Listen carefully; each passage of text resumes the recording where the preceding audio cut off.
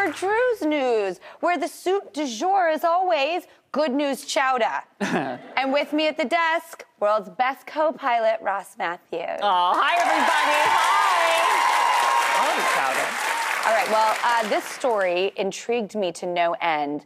Iconic bombshell Pamela Anderson is ready to tell her own story on her own terms. Variety reports that a documentary all about her personal and professional life is coming to none other than Netflix.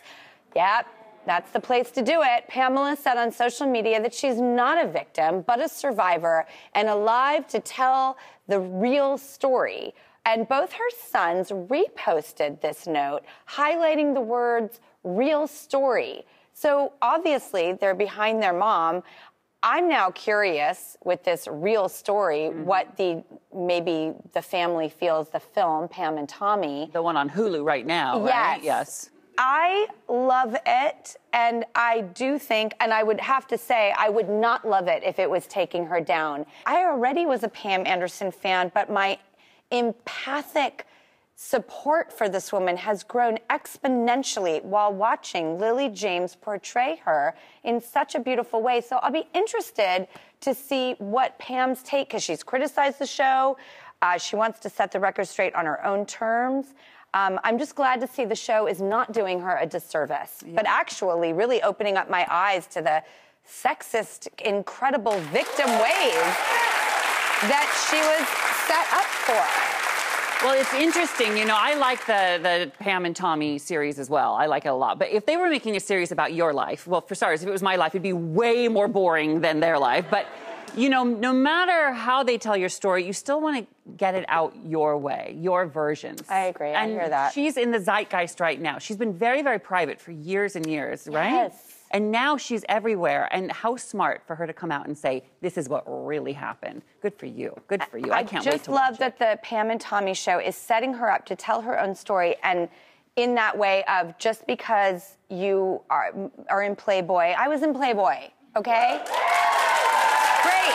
Fine. You do that at a certain point in your life. You're, you know, an exhibitionist and you're into freedom, and that's what you're doing. That does not allow anything more to come into the boundaries. And I love the discussion that this story is posing about what's okay to do to somebody because of their own actions and what's not. And I'm excited to hear what she has to say. Me too. And most importantly, you've convinced me to do Playboy. So thank you so much. I'm in. I'm in. Ross, I'll finally call them back, all right? I think you would be in Playgirl. Whatever, who cares? Either way, you know you're buying it. You know you want to see it. By the way, you are such a Playgirl. You think so? Literally. I want to be centerfold. That's my one demand. Oh, my God. I want fold me out.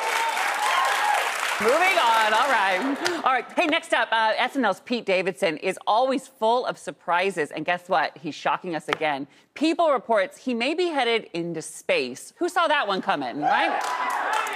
He's in talks to ride in Jeff Bezos' rocket, the Blue Origin. So remember William Shatner went up in space with Bezos? Yeah. And then Michael Strahan went up there? Yep. Well, think about this. Pete, what's been going on in 2022 for him? He just bought a ferry boat. He's dating Kim Kardashian.